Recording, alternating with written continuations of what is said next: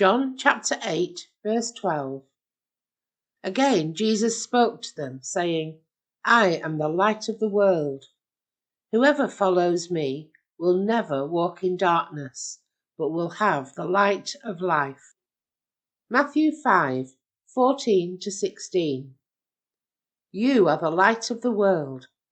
A city built on a hill cannot be hidden. No one, after lighting a lamp, puts it under the bushel basket, but on the lampstand, and it gives light to all in the house. In the same way, let your light shine before others, so that they may see your good works and give glory to your Father in heaven.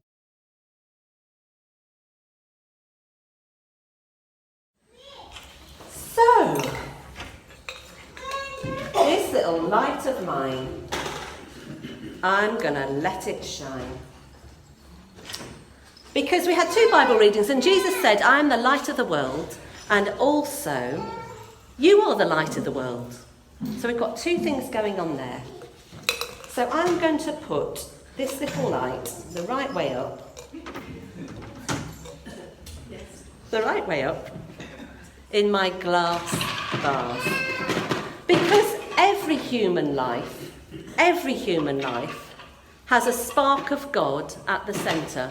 Because God said he made human beings in his likeness. So within everybody, there is a spark of God's light. And there's only ever been one perfect person who perfectly shone with the light of God, and that was Jesus, who was both God and human at the same time. And Jesus shone perfectly with love. Jesus came to the world to be love, because God is love.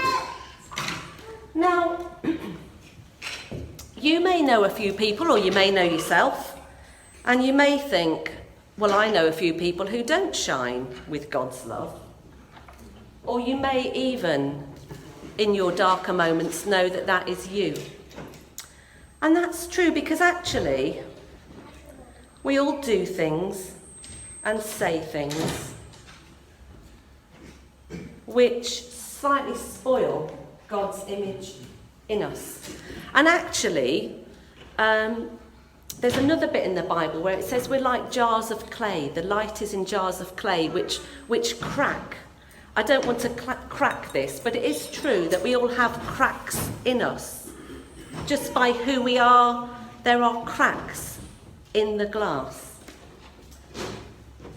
But one of the reasons why every time we come to worship, we say sorry to God and ask him to give us a fresh start, is because we know that we do things and say things which spoil the light.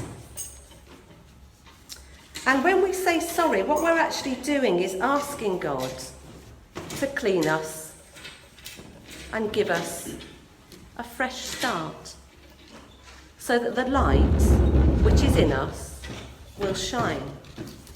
And we can do that every day, not just when we come to worship, because I never get through a day when I haven't done something or said something or thought something, God who sees our thoughts, which clouds the image of God in us.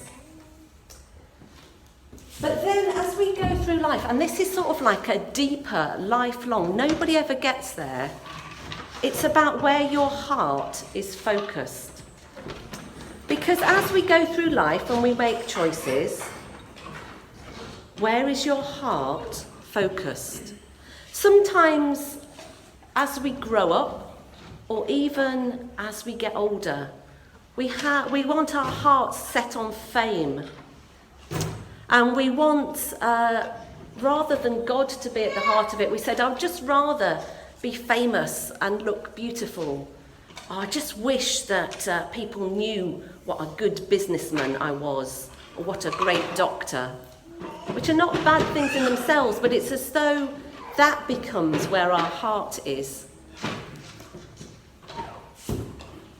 And one that happens a lot is that as we grow,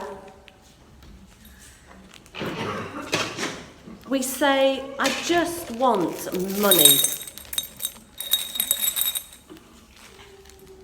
Which is not a bad thing, but when you love it more than anything else, it dims the light of God within you, the light of Jesus.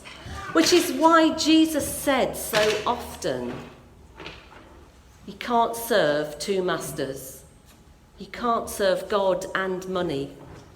Don't let your life be consumed with pursuing money or fame or fortune. Set your heart on God alone. There's one of the most moving encounters, I think, in the gospel is when Jesus meets the rich young man and he says, I so want to serve God. And Jesus says to him, oh, just one thing that you lack. Sell all that you have and come and follow me. And he can't, because his heart is set on money. So actually, and this is a lifelong battle, Jesus says, set your heart on God and follow me, so that your light, which is the light of God, will shine out through you to the world around you. Because nobody, I haven't got a bushel basket, nobody has a light and hides it. You don't want to do that. Take your light and put it on a lampstand so it shines for the world to see. So that people may praise who? Not you. May praise your Father in heaven and thank him for the good things he has created. So with this little light of mine, what shall we do with it? Let it shine. Let it shine, let it shine, let it shine. With the light of God, which is in each of us when we follow Jesus. Amen.